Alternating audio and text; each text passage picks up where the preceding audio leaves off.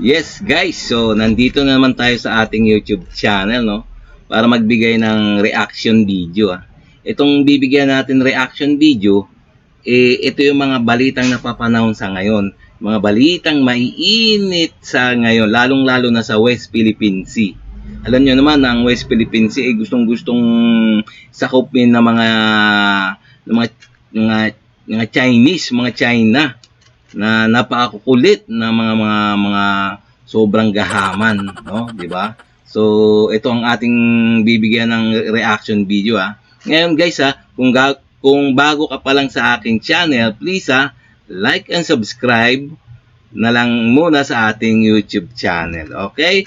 And also paki-subscribe kay John Reps. So sa kanyang galing tong video na to, no. So itong bibigyan natin reaction. So maganda to, no.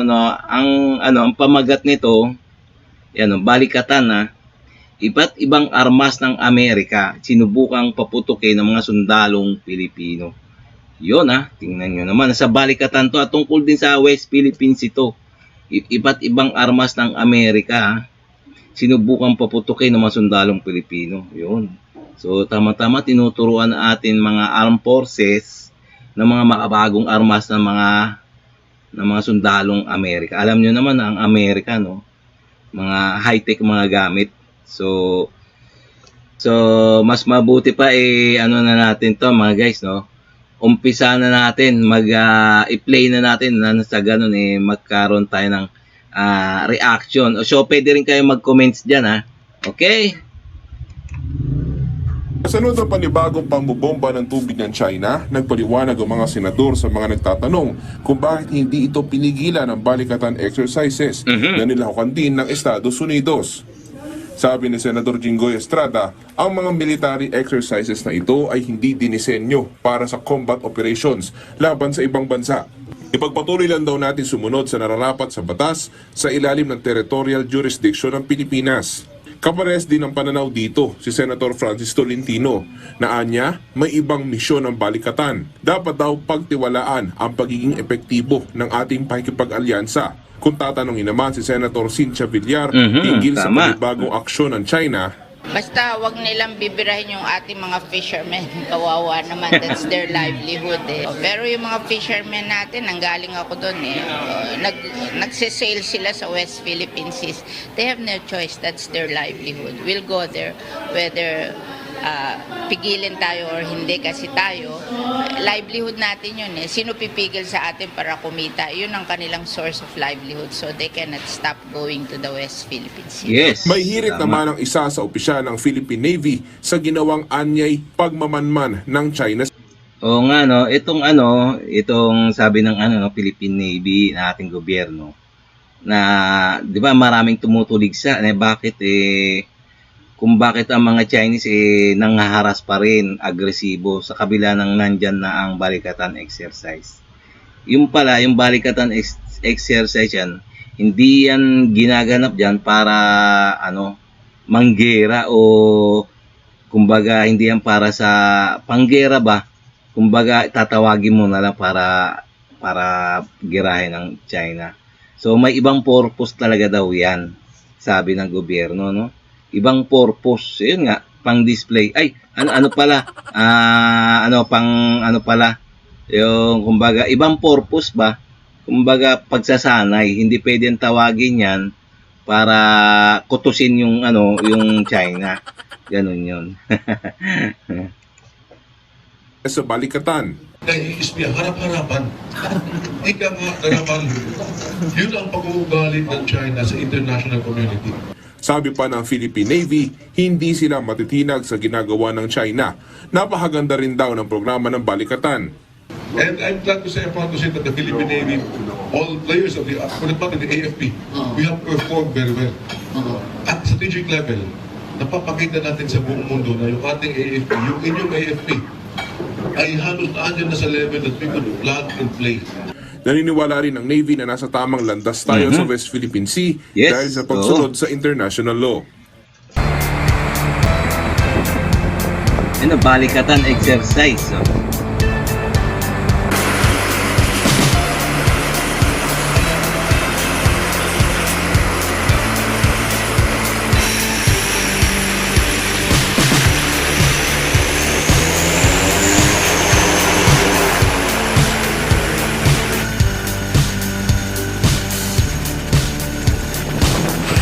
Gaganda ng mga gamit nila, no? Yung mga gamit ng Amerika, no? Talagang napaka-high-tech.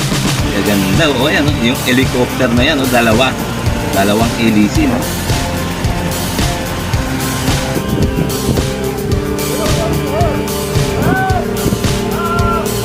Duck his head! Oh, ba? Okay na.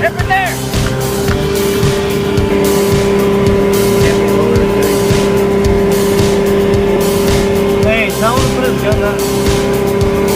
Tell him to put his gun Okay sila, no? Ayan, no? Mga tropang Pilipinong sundalo at saka tropang ano, no? Na American soldier, ha?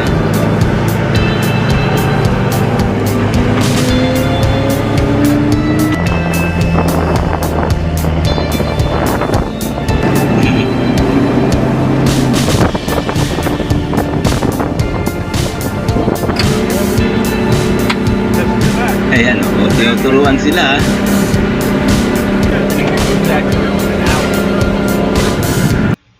Masaya yung mga tropang Pilipino na mga sundalo, no? Kasi nga, ginagamit nila o pinagpapracticean nila yung mga high-tech na gamit ng Amerika. Okay yan, no? So, okay ang balikatan pala, no?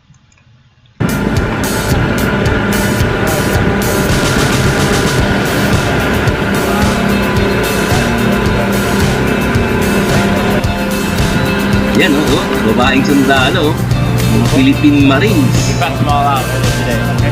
So, Mhm. so when I Wow!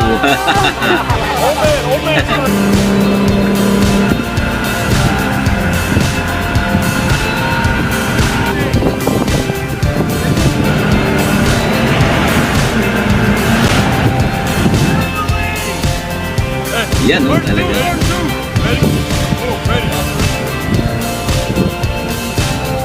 Yun, no? So kung maintindihan nyo, no, na ang balikatan exercise ay hindi para sa hindi para sa panggera, na tatawagin na lang kapag may pag nanggugulo si Incheck sa West Philippines, no. So ang purpose nitong balikatan pala ay ito nga, para turuan, or purpose nito ay turuan ng mga sundalong Pilipino, no? Diba?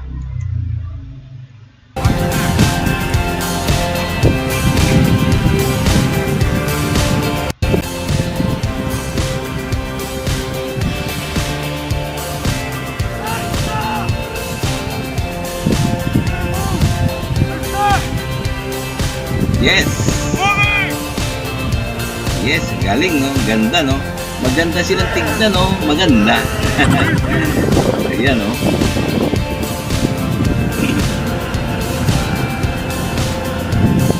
Tinuturuan talaga sila tungkol sa mga international na gera. Tingnan nyo naman, oh. O yun.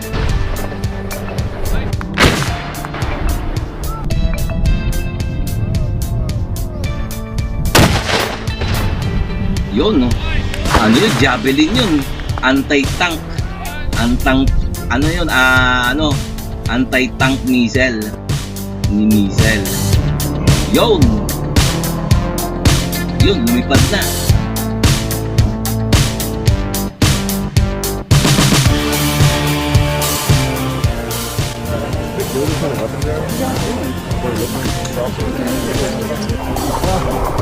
Yun! Pati sa sa mga ilog. Magaling talaga ang ating ating mga kaalyado ng Amerika, no? Ayan, hindi sila makahinga,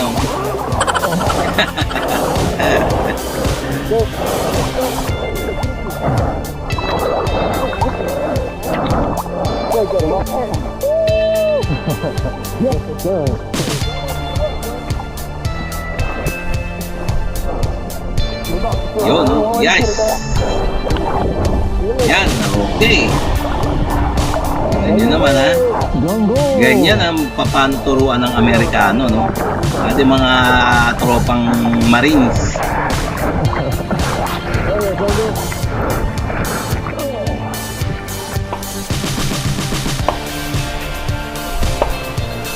Sinasanay sila ng ating mga tropang sundalo na mga Amerikano kung paano tirahin. Kung tirahin ng mga mananakop, kunyari nasa loob na ng Pilipinas yung mga incheck. Ganyan pinapraktisan nila kung paano nila banatan.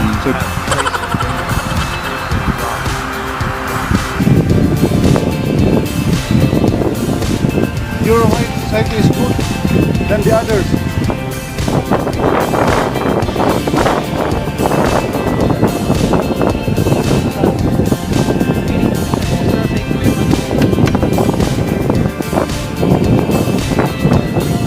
Yun ang high-tech na na portable missile.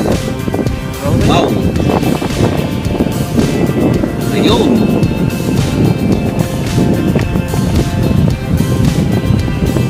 Activate.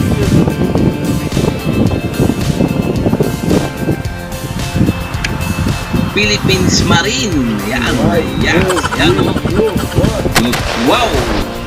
Sabog ang kalaban.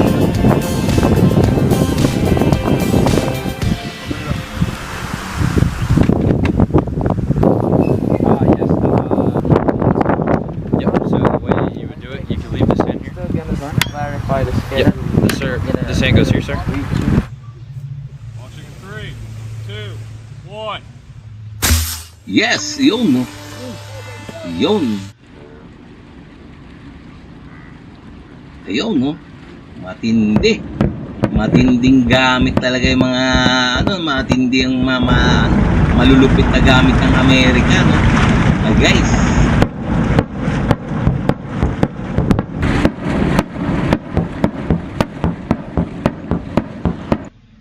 Okay, no? So, hanggang dito na lang tayo mga guys. So, nakita nyo naman na napakagaganda ng mga gamit ng mga Amerikano. Tinuturuan ang ating mga kasundaluhan kung paano umatake sa mga Chekwa. Diba? Ito sa mga incheck na yan na nakakabisit. So, pati yung balikatan pala, hindi ang purpose yan para matakutin ng China or tatawagin na lang pag hinaras uli ang barko ng Pilipinas. Hindi ganun pala ang purpose niyan. So iba talaga ang purpose ng balikatan. So malinaw na mga guys, no? So pwede rin kayo mag-comment diyan, ha. So okay, no? So hanggang dito na lang tayo mga guys, ha. So kung bago ka pa lang sa akin channel, please, ha, like and subscribe na lang sa ating YouTube channel. Okay?